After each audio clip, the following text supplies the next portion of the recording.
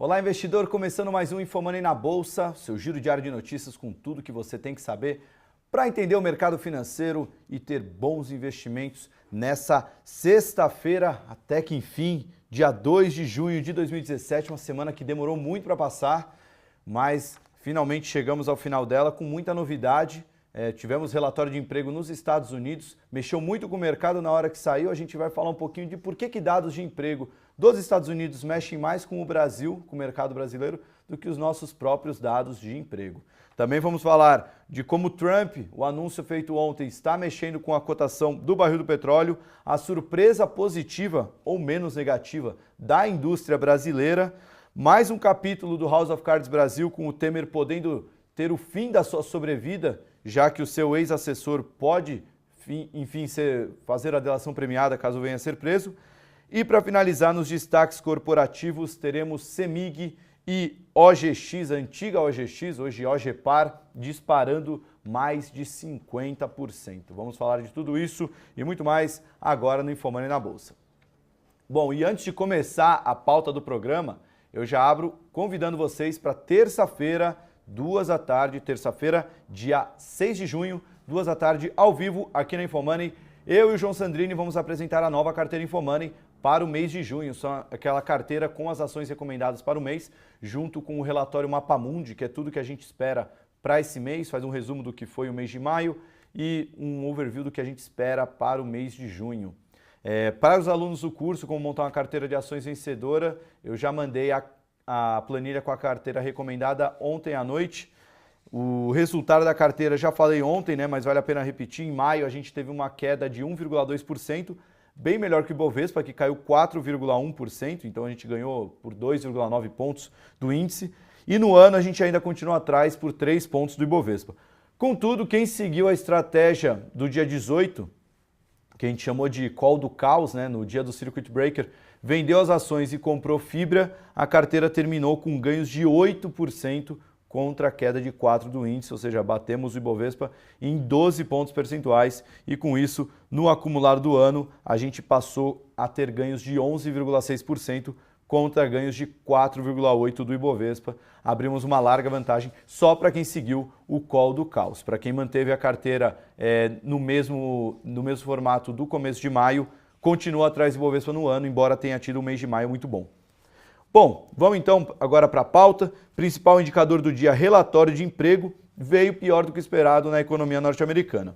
Foram ao todo 138 mil postos de trabalho gerados em maio, a expectativa era de 182 mil.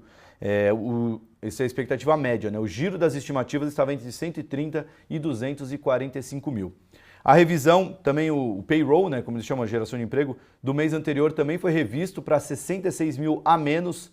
Então, além da geração de emprego em maio ter sido pior do que esperado, o resultado de abril também foi reduzido para baixo. E a taxa de desemprego caiu de 4,4% para 4,3%. Bom, por que o relatório de emprego americano mexe mais com o mercado brasileiro do que o próprio relatório de emprego do Brasil, né, os dados apresentados pelo IBGE?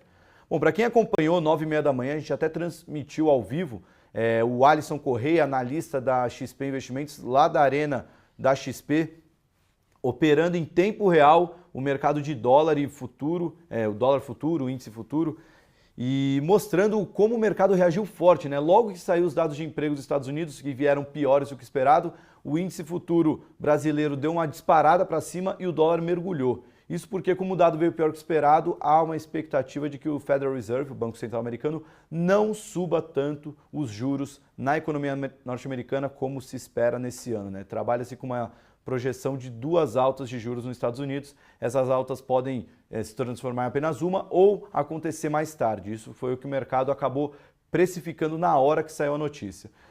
Bom, ele mexe mais com o mercado brasileiro que com os nossos próprios dados, primeiro por ele ser muito mais recente, né? O nosso dado de emprego, ele não é divulgado com tanta rapidez. Hoje é dia 2 de junho, a gente já tem o resultado do mês de maio do relatório de emprego norte-americano. Toda a primeira sexta-feira do mês sai esse número. Então isso já por si só já traz uma noção maior de como está a economia norte-americana, né? O nosso dado demora muito mais para sair, então a gente demora muito mais para saber como é que está a economia. E também um outro dado muito fundamental é que a economia norte-americana é a principal economia do mundo e todos os mercados acabam sendo influenciados se os Estados Unidos for crescer mais ou menos, já que isso vai impactar o PIB global. Então, com o dado da economia norte-americana vindo pior do que esperado, os estímulos que o Federal Reserve concedeu, como juro baixo, deve ser mantido por mais tempo.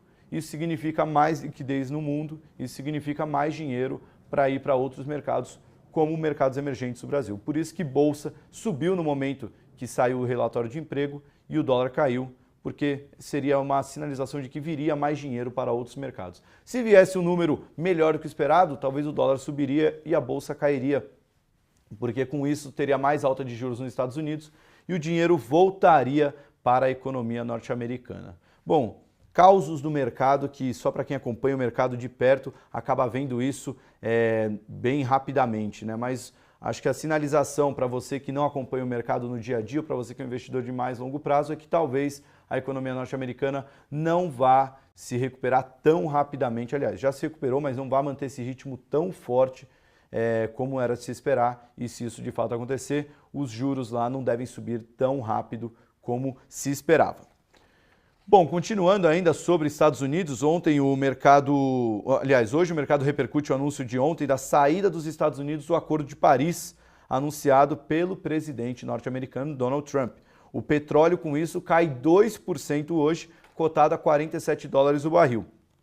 A queda deve-se ao receio de que isso desencadeie maior número de perfurações no país. Vale mencionar que ontem, quinta-feira, foram divulgados vários dados de estoque de petróleo, mostrando um aumento na oferta de petróleo, e isso acaba impactando também para baixo o preço da commodity. Sobre o assunto, vale mencionar que a Angela Merkel, chanceler da Alemanha, afirmou que a saída dos Estados Unidos do Acordo de Clima é lamentável e reafirmou o compromisso da Alemanha com o Acordo Climático de Paris. Bom, partindo agora para Brasil, indústria brasileira, dá para falar que surpreendeu positivamente, mas eu prefiro usar o termo menos negativamente, isso porque a nossa produção industrial ano a ano caiu apenas 4,5% na comparação de abril desse ano com abril do ano passado. A estimativa era de uma queda de 5,5%, ou seja, foi uma queda muito forte, mas bem melhor do que a esperada. Já a produção abril frente a março cresceu 0,6%, a expectativa era de praticamente estável, crescimento de apenas 0,01%. E o dado de março foi revisado de 1,8% para 1,3% de queda, ou seja, tivemos uma queda menor em março e em abril conseguimos ter um crescimento quando era esperado estabilidade. Bom sinal para a economia, principalmente porque tivemos um corte de juros menor do que era estimado no começo de maio, então a economia mostrando uma recuperação, mostrando a atividade industrial, mostrando uma recuperação, já é um bom indício de que pelo menos os juros, o corte mais fraco de juros não fará tanta falta assim, pelo menos para o setor industrial. Vale destacar, a produção de bens de capital cresceu 1,5% depois de queda de 2,2% em março. Já a produção de bens duráveis cresceu 19% no mês de abril. Bom, partindo agora para a política, vamos agora para cá. A prisão do ex-assessor de Temer pode dar fim à sobrevida do atual presidente da República. O Procurador-Geral da República, Rodrigo Janot, pediu na quinta-feira ao ministro do STF, Edson Fachin, que seja decretada a prisão preventiva do Rodrigo Rocha Loures, o ex-assessor especial do Temer, mediante decisão monocrática.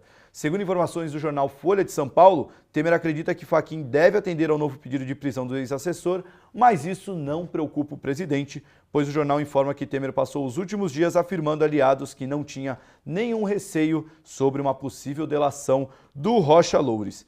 Ele diz que o ex-assessor, chamado por ele de homem de extrema confiança, não tem nada que possa comprometê-lo.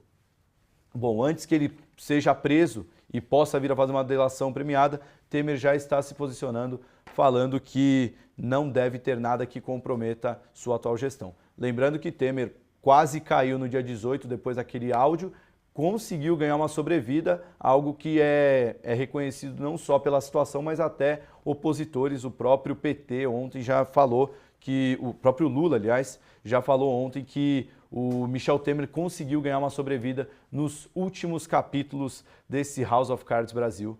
Vamos ver até quando, talvez essa delação possa trazer um barulho extra. Lembrando que terça-feira que vem, dia 6 de junho, mesmo dia do evento da carteira, teremos o julgamento da chapa Dilma Temer, e isso também vai ser monitorado não só pelo mercado, como também na esfera política.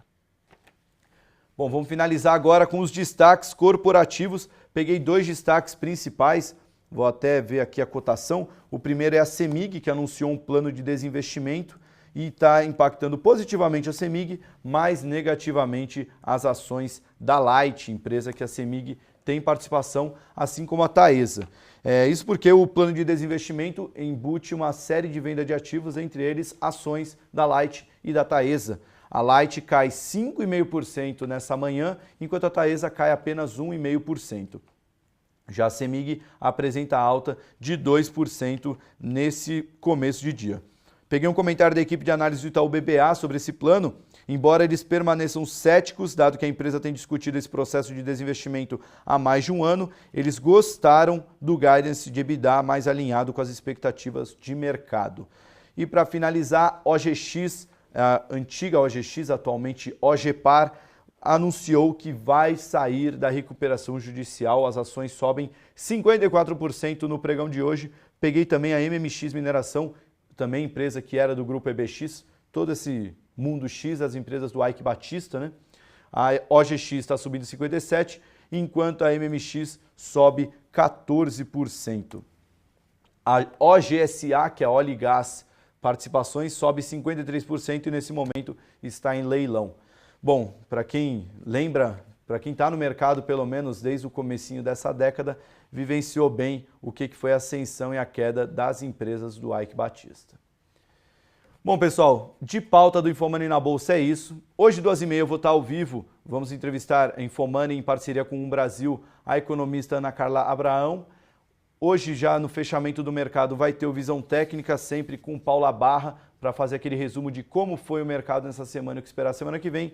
E na terça-feira, quero ver todos vocês no evento da carteira para a gente falar quais são as ações que estamos recomendando para o mês de junho e o que a gente espera para esse mês em termos de estratégia. E também tirar as dúvidas, todo mundo manda uma série de perguntas sobre ações, a gente faz análise ao vivo aqui na InfoMoney. Bom pregão para todos vocês, bom fim de semana, a gente se vê segunda-feira com mais InfoMoney na Bolsa. Tchau!